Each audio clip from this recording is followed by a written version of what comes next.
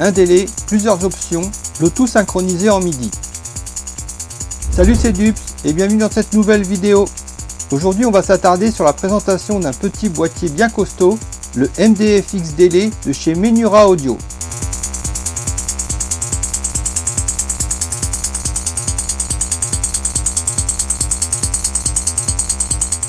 On-Off. Alors ici on retrouve le bouton On-Off, un appui, l'effet est actif, un autre, il se coupe. Petite précision, ça ne coupe pas le son d'un coup sec. Les échos en cours terminent de sonner naturellement. Dry Wet. Juste à côté, le Dry Wet qui dose la part d'effet dans le son. Feedback. Le feedback qui gère la longueur de répétition. Bouton paramètres. Le bouton paramètres, chaque impulsion fait défiler les 8 pages différentes à l'écran. Potard paramètres. Une fois la page choisie, le potard paramètres permet d'en régler la valeur. Tempo. Le bouton Tempo permet de sélectionner le rythme manuellement, basculer en mode automatique ou en mode MIDI. Time. Le rotative time avec 8 divisions rythmiques, de la croche jusqu'au quart de mesure. Écran. L'écran affiche en permanence le BPM et le paramètre en cours.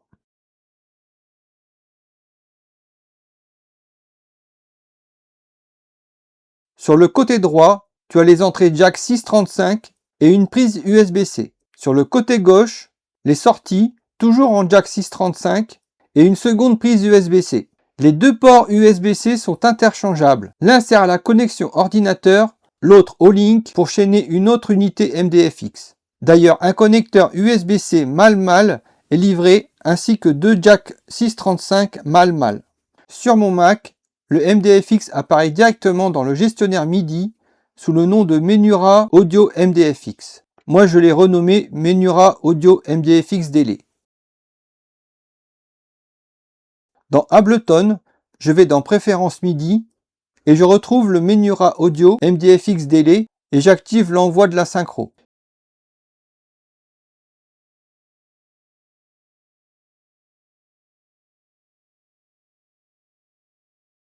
Puis sur le boîtier, je vais dans Menu MIDI et j'active la réception MIDI.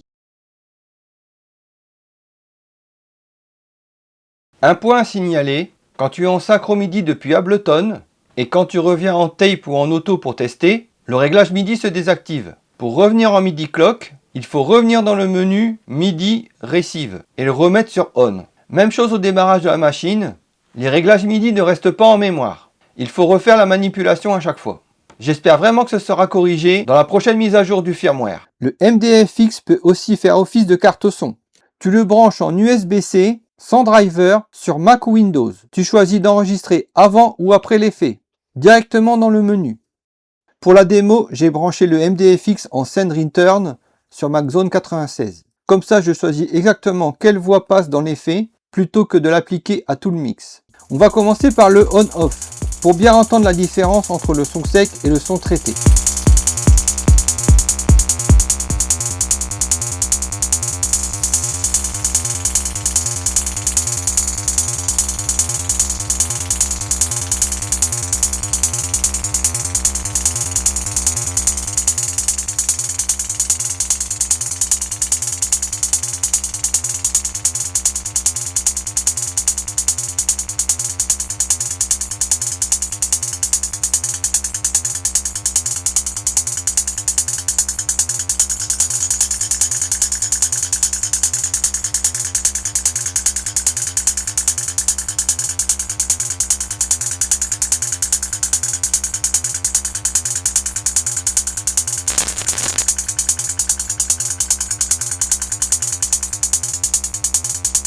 Et on va ajouter du feedback.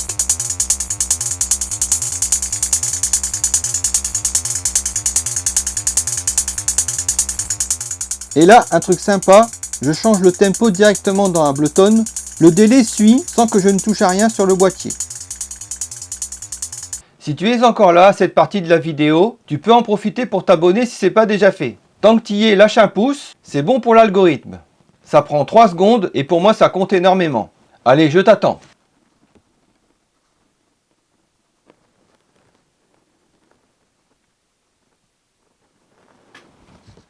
C'est bon? Allez, on continue.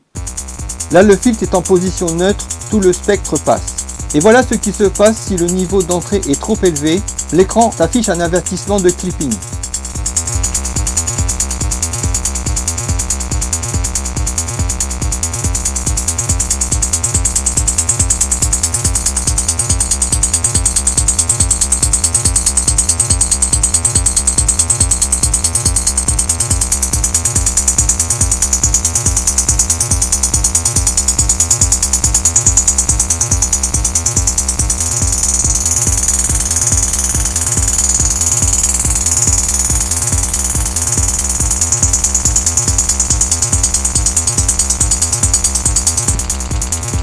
En filtre passe-bas, avec le cutoff qui balaye les basses fréquences.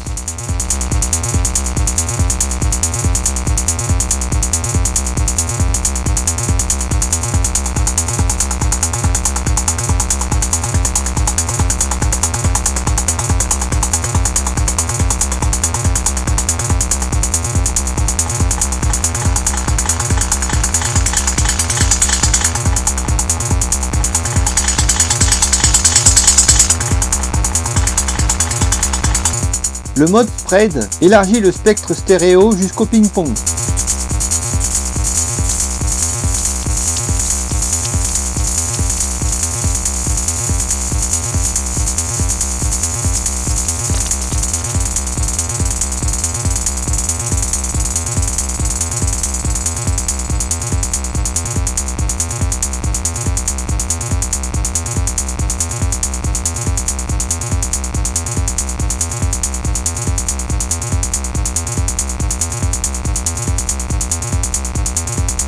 Le pitch décale la hauteur de répétition.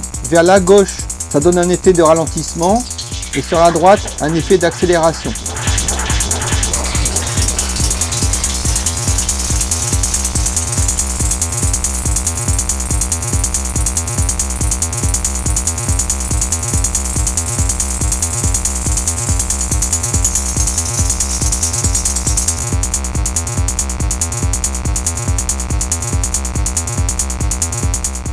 En mode grid, sur la gauche, nous sommes sur la grille normale, et si je bascule sur la droite, nous passons en mode subdivision.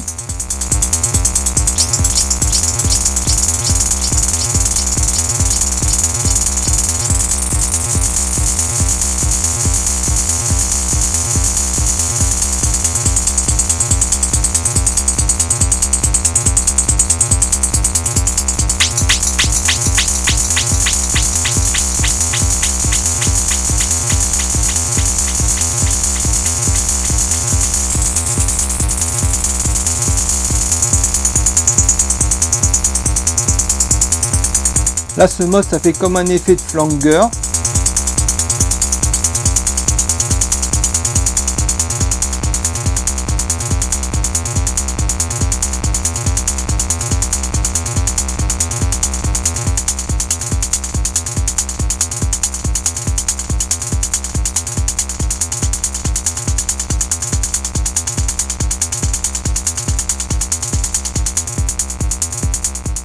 Le dunking, ça fait comme un effet de pompement et je trouve que ça a plus d'impact sur les graves.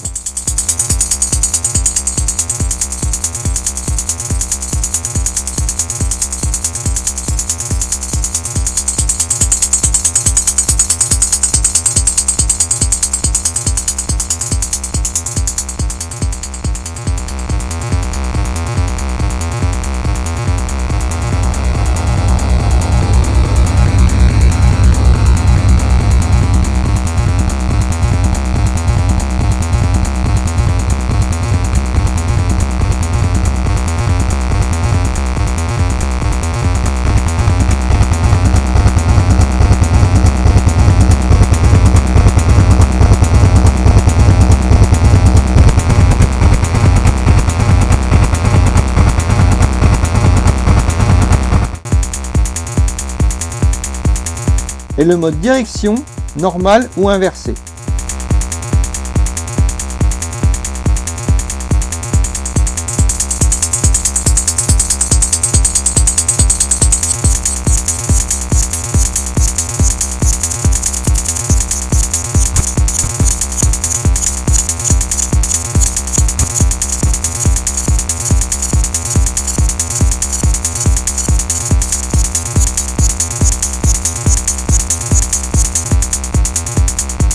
Pour finir, un petit tour rapide sur le menu. Ici vous avez Preset, celui de base est Factory. Et ici vous pouvez sauvegarder.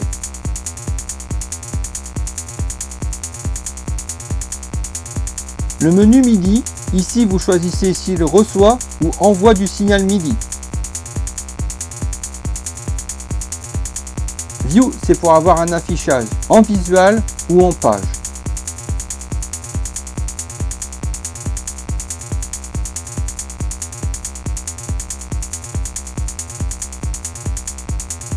Et ici, Record, c'est pour régler l'enregistrement en pré ou post-effet.